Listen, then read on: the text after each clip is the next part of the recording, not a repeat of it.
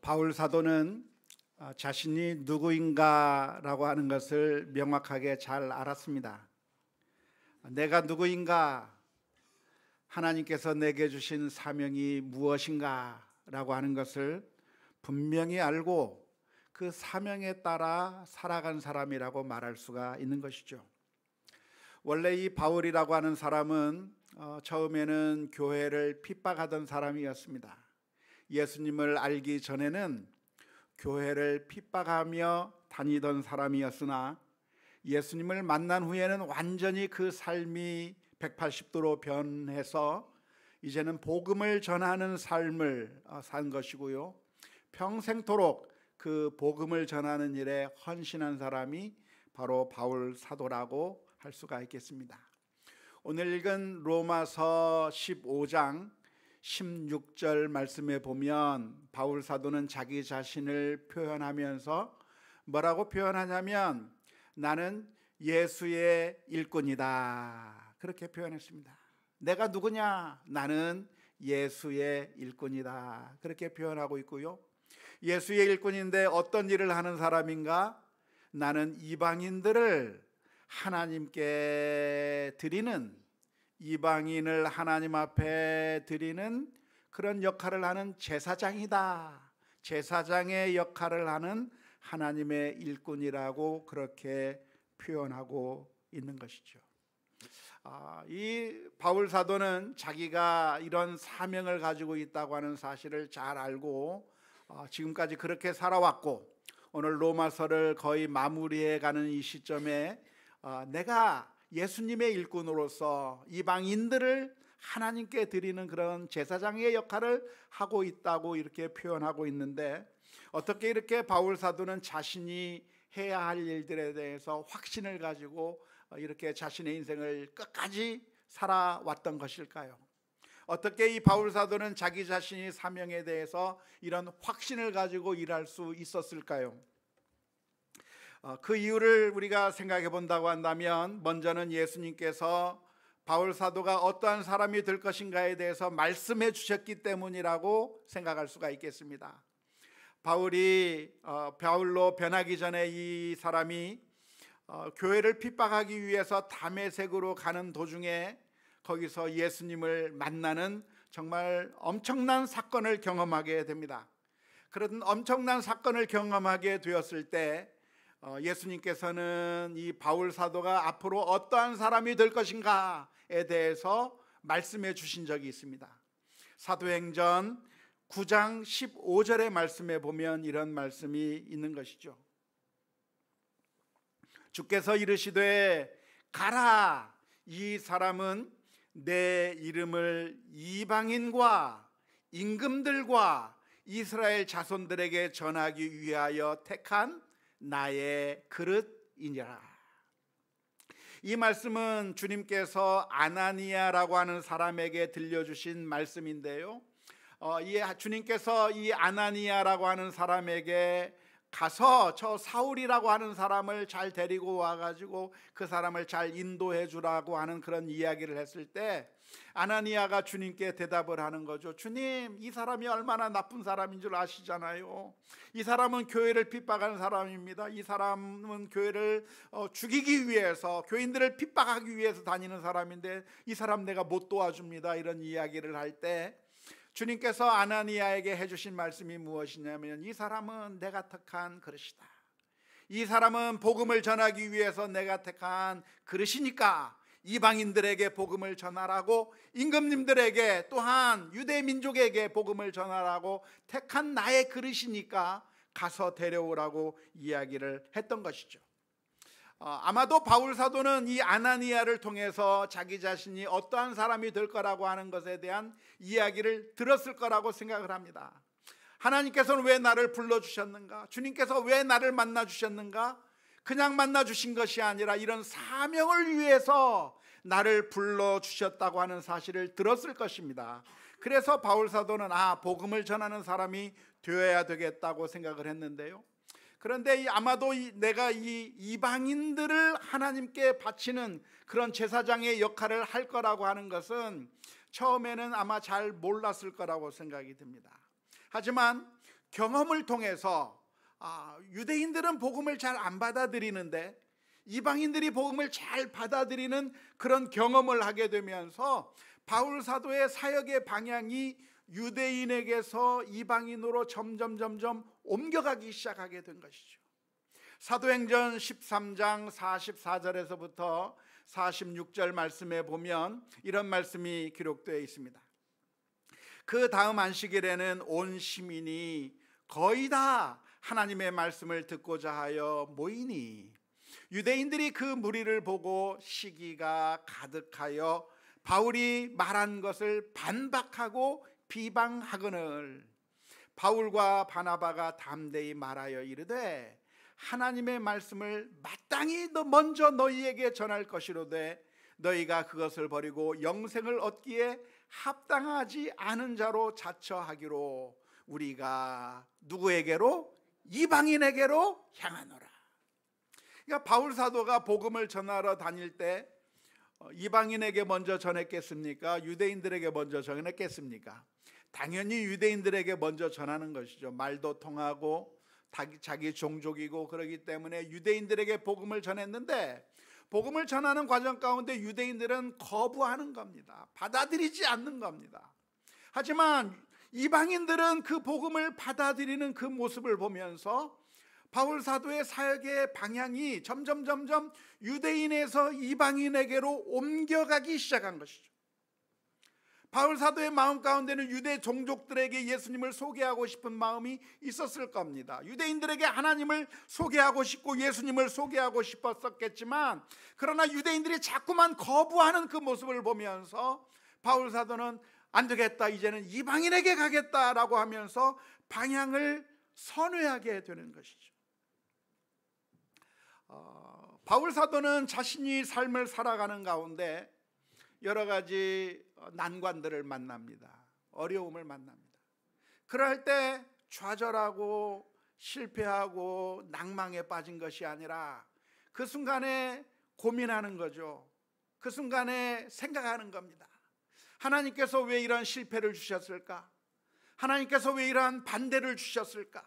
왜 이런 어려움을 만나게 해주셨을까를 생각하면서 내가 유대인들에게보다는 이방인에게 복음을 전하라고 하는 하나님의 뜻이 있구나 라고 하는 사실을 발견하면서 이방인을 위한 사도로 그의 삶의 방향을 바꾸어 나갔을 거라고 볼 수가 있습니다. 예전에 이 바울 사도가 아시아 지방에서, 지금의 튀르키예 지방에서 복음을 전하려고 했었는데요.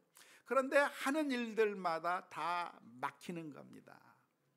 복음을 아시아에서 전하려고 하는데 자꾸만 길이 막히는데 구체적으로 무슨 일 때문에 막혔는지는 사도행전에서 표현하고 있지는 않지만 아시아에서 복음을 전하려고 하는데 자꾸만 일이 안 되는 거예요. 복음이 전해지지 않는 거예요. 그런데 그날 밤 꿈을 꾸게 됩니다. 꿈을 꾸게 되는데 무슨 꿈을 꾸느냐?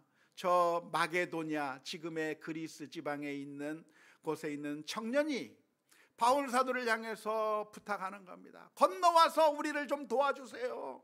건너와서 우리를 좀 도와달라고 하는 그 꿈을 꾼 다음에 바울 사도는 내가 이 아시아에서 전하지 말고 저 유럽에 가서, 그리스에 가서 복음을 전해야 되겠다 하면서 마게도냐 지방으로 넘어가고, 그래서 이 유럽으로 향하는 복음의 문이 쫙 열리게 된 이야기가 사도행전의 말씀 가운데 기록되어 있는 것이죠.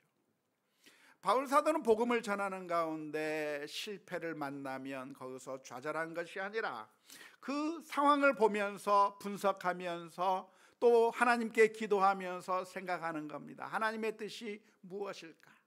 하나님께서 내 인생을 어느 방향으로 인도해 주시는가 고민하는 가운데 그의 삶을 방향을 틀어가면서 그래서 이방인의 사도가 된 것이고 또한 유럽에 가서 복음을 전하는 것으로 바뀌어 나가게 되었던 것입니다. 모든 일을 자기가 다 할 수 있는 게 아니잖아요. 한 사람이 모든 일을 다 할 수 있는 것은 아닙니다. 내가 할 수 있는 것을 하면 돼요. 내가 못하는 것은 안 하면 되는 것이고 내가 할 수 있는 일을 하면 되는 것인데요. 고린도전서 3장 6절에서부터 7절 말씀에서는 이렇게 표현했습니다. 나는 심었고 아볼로는 물을 주었으되 오직 하나님께서 자라나게 하셨나니 그런즉 심는 이나 물 주는 이는 아무것도 아니로되 오직 자라게 하시는 이는 하나님뿐이니라.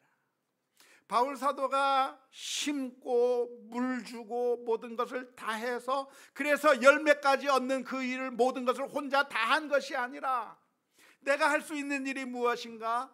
나는 심는 일을 해야 되겠다. 나는 심는 일을 하지만 하나님께서는 아볼로라고 하는 사람을 통해서 물을 주게 하실 것이고 또 하나님께서는 또 어떤 사람을 통해서 또 다른 일을 하게 하실 것이고 그래서 수많은 사람들의 모임들이 그 수고들이 모여서 그 열매를 만들어 가시는 하나님의 역사를 바라보면서 내가 할 수 있는 일이 무엇인가를 생각하고 그 사명을 철저하게 섬길 수 있는 그런 모습을 보여주었다고 할 수가 있겠습니다. 따라서 사역자들이 가져야 될 자세가 있다고 한다면 결과를 보는 것이 아니라 내게 주어진 사명이 무엇인가를 보는 것이 중요합니다. 이것이 결과가 날까? 이것이 열매가 맺힐까? 내가 이 정도 해가지고 엄청난 결과를 가져올 수 있을까? 결과가 어떠할 것인가에 대해서 생각을 할 것이 아니라 우리가 던질 질문은 결과가 어떠할 거가 아니라 하나님께서 내게 주신 그 사명이 무엇인가를 보고 그 사명을 집중해야 되는 것이죠. 지난주에 읽었던 성경이 에스겔서였는데요. 지난주에도 에스겔서를 읽고 그리고 이번 주에도 우리가 에스겔서를 읽게 되겠는데 에스겔서의 말씀 가운데 이런 말씀이 있었습니다. 에스겔서 3장 10절에서 11절까지의 말씀이죠. 또 내게 이르시되 인자야 내가 내게 이를 모든 말을 너는 마음으로 받으며 귀로 듣고 사로잡힌 내 민족에게로 가서 그들이 듣든지 아니 듣든지 그들에게 고하여 이르기를 주 여호와의 말씀이 이러하시다 하라. 하나님께서는 에스겔에게 사명을 주시면서 하시는 말씀이 무엇이냐면 너는 가서 뭐 해라? 하나님의 말씀을 전하라는 거예요. 전하면 이스라엘 민족이 들을까요? 안 들을까요? 그건 몰라요. 안 듣죠. 안 듣긴 안 듣는데 안 들으니까 전해봤자 아무 소용이 없어. 내가 전해도 사람들이 안 들을 거야. 내가 아무리 이야기해도 아무런 열매가 맺히지 않을 거야 하면서 포기하라고 하신 것이 아니라 듣든지 안 듣든지 네가 할 일을 하라 그렇게 말씀해 주고 계시는 것이죠. 따라서 우리 사명자들이 우리 성도들이 가져야 될 자세가 있다고 한다면 결과가 어떠할 것인가 어떤 열매가 맺힐 것인가 그것을 신경 쓸 것이 아니라 우리가 던져야 될 질문은 하나님께서 나에게 주신 사명이 무엇인가를 질문을 던져야 되고 그 질문에 따라서 나에게 주어진 사명을 신실하게 감당하는 우리 모두가 되어야 될 줄로 믿습니다. 하나님께서 심으라고 했으면 심으면 되는 것이고 물을 주라고 했으면 물을 주면 되는 것이고 전하라고 했으면 전하면 되는 것이고 내게 주어진 사명이 무엇이든지 간에 내가 맡겨진 그 사명을 잘 감당하게 되면 잘하게 하시는 것은 하나님께서 하실 일이고 모든 것은 결과는 하나님께 맡기며 최선을 다할 수 있는 우리 모두가 다 될 수 있기를 주님의 이름으로 축원합니다. 어쩌면 우리는 하나님의 사역자들입니다. 우리들은 예수님의 일꾼이고 또 제사장의 역할을 감당하는 사람들이라고 말할 수 있겠습니다. 아마도 많은 우리 성도님들께서는 본문의 말씀을 읽으면서 바울 사도는 예수님의 일꾼이고 또 이방인들을 하나님께 바치는 제사장의 역할을 한다고 했지만 나는 바울 사도가 아니에요. 나는 그 정도 사명은 안 가지고 있어요 하면서 이건 나와는 상관이 없다고 그렇게 생각을 하셨죠. 아마 그렇게 많이들 생각하셨을 겁니다. 하지만 우리가 바울과 같은 전문적인 사역자, 바울과 같은 전문적인 선교사가 아니지만 그럼에도 불구하고 우리들에게는 제사장의 역할과 같은 역할을 하라고 하는 하나님의 말씀이 유효한가요? 우리와는 전혀 상관이 없는 것인가요? 유효합니다. 마치 무엇과 같으냐면 우리가 다 전문적인 셰프가 되고 요리사가 될 수는 없어요. 그렇죠? 전문적인 셰프가 되고 요리사가 되어서 정말 맛있는 음식을 만들어 가지고 수많은 사람들을 매일매일 대접하는 그런 일들은 우리가 하는 게 아니고 전문적인 셰프가 하는 것이고 전문적인 요리사가 할 수 있는 일들입니다. 하지만 우리는 그렇게 전문적인 요리사가 될 수 없기 때문에 그러면 요리를 안 해도 되는가요? 아니요. 사랑하는 우리 가족들을 먹이기 위해서 음식을 만들어야 됩니다. 피곤해도 일어나서 음식을 만들어야 되고 우리 가족을 먹이기 위해서, 아니 내가 먹기 위해서라도 음식을 만들어 먹어야 돼요. 사 먹든지 뭘 하든지 아무튼 음식을 어떻게든 요리를 해내야, 만들어내야, 그래야 먹을 수 있는 거죠. 저도 김치찌개는 해요.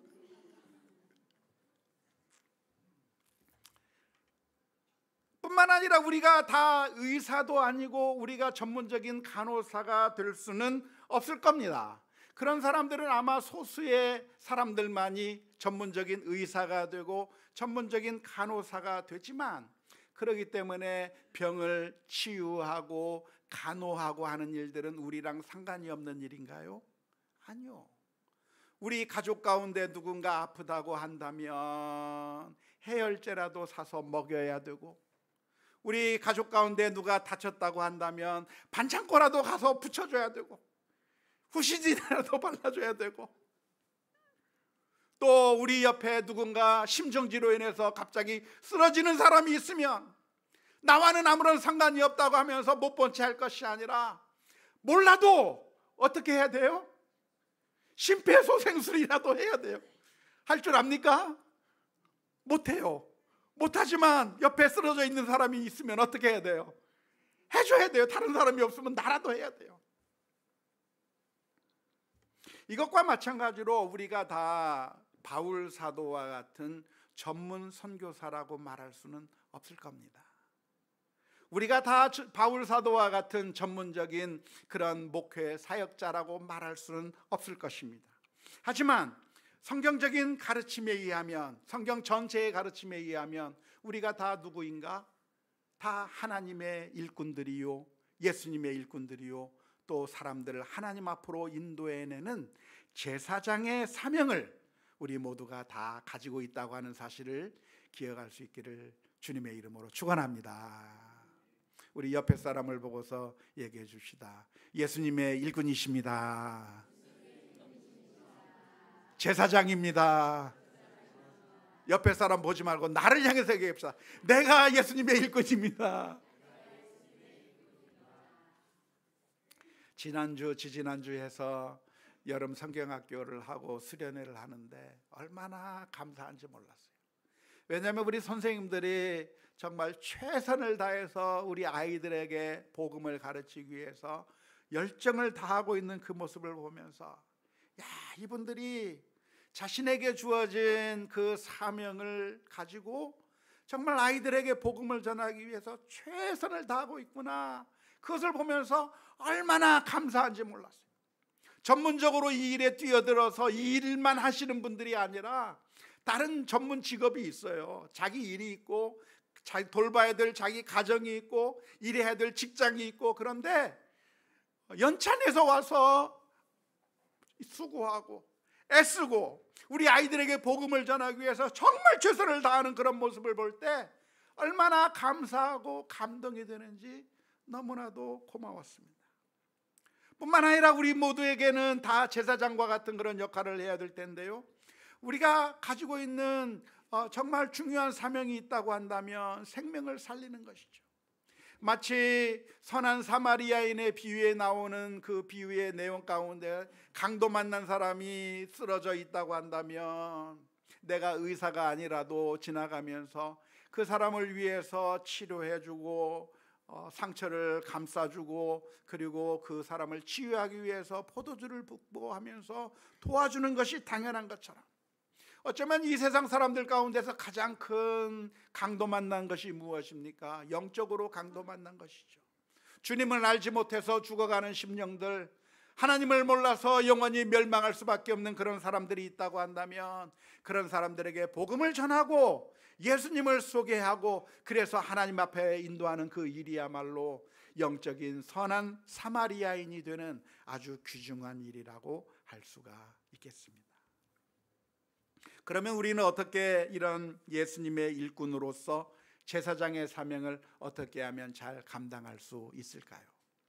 우리가 많은 사람들이 오해하기를 그러면 우리가 가르치고 선포하면 된다고 생각하는데, 사실은 그렇게 해가지고는 오히려 역효과만 날 경우가 많습니다. 많은 사람들이 복음을 전하라고 한다고 해서 길거리에서 떠들고 외치면서 수많은 사람들을 더 힘들게 만드는, 그래서 오히려 복음에 거부감을 들게 만드는 사람들이 많이 있는데요, 어떻게 하면 제사장의 역할을 감당할 수 있는가? 어떻게 하면 예수의 일꾼으로 살아갈 수 있는가? 그것은 우리의 삶 전체를 통해서 내가 예수님의 일꾼이다라고 하는 그런 자의식을 가지고, 내가 다른 사람들을 하나님께로 인도하는 제사장이다 라고 하는 그런 자의식을 가지고 모든 사람들을 한 사람 한 사람 그런 의식을 가지고 대해야 될 줄로 믿습니다. 우리가 만나는 사람들이 왜 만나요? 우리가 직장에서 사람을 만나든지 어디에서 사람을 만나든지 그 모든 사람들이 왜 하나님께서 나로 하여금 그 사람을 만나게 해 주셨습니까? 그 사람에게 제사장의 역할을 감당하라고 우리에게 맡겨주시는 거예요. 오늘 내가 진료하는 가운데 환자들이 우리 병원에 찾아온다고 한다면 하나님께서는 그 사람에게 내가 예수 그리스도의 향기를 나타내고 빛과 소금의 역할을 감당해서 그래서 예수님에게로 인도하는 역할들을 전체를 다 할 수는 없어도 나는 심거나 나는 물을 주거나 하는 그 조그마한 역할을 하라고 주님께서 우리에게 붙여주시는 거죠. 내가 학교에서 아이들을 가르친다고 한다면 그 아이들을 내가 왜 만납니까? 내가 그 아이들 전체를 다 예수님에게로 인도하는 그 모든 일들을 다 인도해서 열매를 보게 하는 데까지 하는 것은 아니지만, 내가 심는 조그마한 일, 내가 물을 주는 조그마한 일을 함으로써 예수 그리스도의 향기를 그 사람들에게 보여주고 그리고 빛과 소금의 역할을 감당하게 해서 그래서 예수의 향기를 맡게 만드는 그 조그마한 일을 하라고 예수님께서 그 아이들을 우리에게 붙여주시는 거죠. 우리 가게로 사람들이 온다고 한다면 그 사람들이 왜 우리에게 옵니까? 내가 누구를 만난다고 한다면 왜 그 사람들을 주님께서 만나게 해주셨습니까? 그 사람들에게 우리가 다 제사장의 역할을 감당하라고 맡겨주셨다고 하는 사실을 분명하게 기억할 수 있기를 주님의 이름으로 축원합니다. 우리가 만나는 모든 사람들은 다 전도 대상자고 하나님께서 내게 맡겨주신 양이고, 그냥 만난 것이 아니라 내가 그 사람을 위한 제사장 역할을 하라고 만나게 해주셨다고 하는 것을 기억해야 할 겁니다. 아마 우리 한국 사람들이 잘못 가지고 있는 생각이 있다고 한다면 손님은 왕이라고 하는 생각이에요.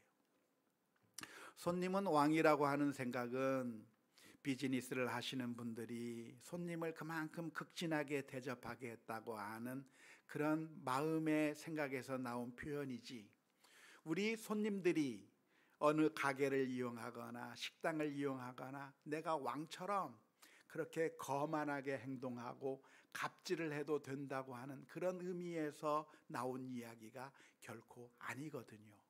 그런데 우리 크리스천들도 손님이 왕이라고 하는 그런 생각으로 내가 가는 곳에서 갑질을 해대며 그리고 많은 사람들을 힘들게 하고 고통을 주면서 그렇게 이 사람들을 우리의 종 부리듯이 갑질을 하려고 하는 그런 마음들이 우리에게 얼마나 많이 있는지 몰라요.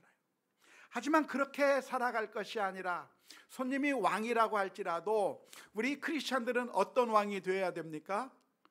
섬기는 왕이 되어야 되죠. 우리 크리스천들은 어떤 왕이 되어야 돼요? 섬기는 왕, 섬기는 제사장과 같은 것이 되어야 되는 거죠. 예수님께서 이런 말씀을 해주셨습니다. 마태복음 20장 25절에서부터 28절 말씀에 예수께서 제자들을 불러다가 이르시되 이방인의 집권자들이 그들을 임의로 주관하고 그 고관들이 그들에게 권세를 부리는 줄을 너희가 알거니와 너희 중에는 그렇지 않아야 하나니 너희 중에 누구든지 크고자 하는 자는 너희를 섬기는 자가 되고 너희 중에 누구든지 으뜸이 되고자 하는 자는 너희의 종이 되어야 하리라. 인자가 온 것은 섬김을 받으려 함이 아니라 도리어 섬기려 하고 자기 목숨을 많은 사람의 대속물로 주려 함이니라. 예수님께서는 만왕의 왕으로 이 세상에 오셨지만 왕으로서 군림하기 위해서 오신 것이 아니라 자신을 온전히 드려 우리를 위한 십자가의 제물로 바치기 위해서 섬기는 종으로 예수님께서 오신 것처럼 오늘 우리는 이 세상 사람들을 만날 때 어떤 마음으로 만나야 되는가? 내가 이 사람을 위해서 섬길 것이 무엇인가? 내가 저 사람의 마음을 주님께로 인도하기 위해서 어떻게 하면 제사장의 역할을 감당할 수 있을까? 어떻게 하면 이 사람들에게 사랑을 보여줄 수 있을까? 어떻게 하면 이 사람들의 발을 씻어줄 수 있을까? 만나는 사람들마다 우리가 갑질을 하는 사람이 아니라 섬기는 종의 모습을 가지고 다른 사람들을 주님께 인도하려고 하는 그런 제사장의 역할들을 잘 감당할 수 있는 우리 모두가 다 될 수 있기를 주님의 이름으로 축원합니다. 지난주에 제가 한문철 TV를 봤는데요, 참 안타까운 내용을 하나 보았습니다. 한문철 TV 아시죠? 몇 대 몇 자동차 사고 전문 채널인데 어떤 에피소드가 나왔냐면 가다가 서 있는 차를 살짝 비켜가면서 부딪힌 사고 이야기가 나왔습니다. 가만히 서 있는 차를 뒤에서 비껴서 옆으로 이동하다가 살짝 박았으면 몇 대 몇? 100대 빵입니다. 뒤에 있는 사람이 무조건 친 사람이 무조건 잘못한 거죠. 그런데 그 앞에서 피해를 당한 차에서 엄마, 아빠, 아기들 둘이 나와 있는데 그 사람들이 전부 다 입원을 했대요. 살짝 부딪혔는데. 그래가지고 며칠씩 입원해가지고 한 사람당 뭐 한 근 200만 원씩 뭐 해가지고 뭐 엄청난 뭐 그거 하는데 가해자가 이건 아니지 않느냐고 그러면서 막 해가지고 1년 동안 그 문제 가지고 씨름해서 결국 그 입원한 사람들에게 돈을 안 줘도 되는 판결을 얻어냈다고 해서 나온 영상입니다. 그런데 반전이 있어요. 그렇게 입원했던 사인 가족이 누구였는가? 교회 수련회에 갔던 사람들이었어요.